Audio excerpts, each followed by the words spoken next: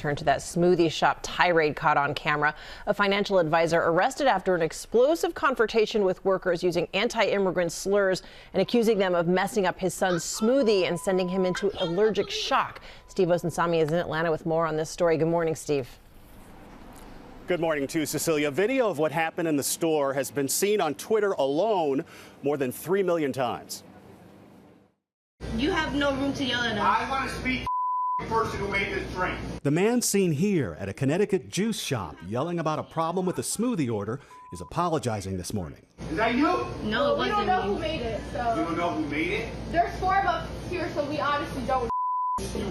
Ignorant high school kids. In cell phone video that's quickly making its way around the world, 49-year-old James Iannazzo is seen throwing his shake at the teenage employees. I'm calling the police. He's telling them he wants a phone to speak to a manager, and then he says this. Immigrant loser. What? Out! You're going to jail! You're going to jail, you racist! To many, his words were racially offensive, and you see him try to get behind the counter through a door that one of the workers is struggling to keep closed.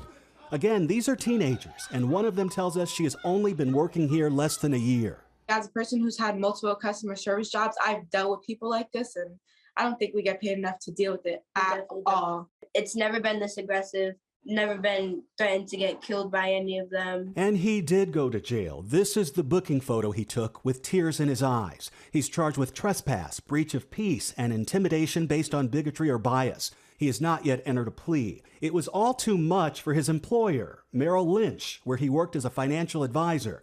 They fired him Sunday.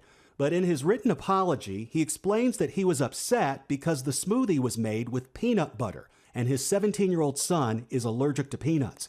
He writes that after he started to drink his smoothie, my son lost the capacity to breathe properly. His lips and face swelled up, and he required an EpiPen shot, but it did not offer him relief.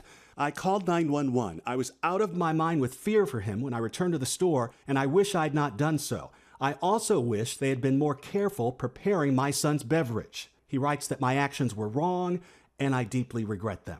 Police in Fairfield, Connecticut confirmed that about 30 minutes after he bought the smoothie, paramedics were called, and he did have to rush his son to the hospital.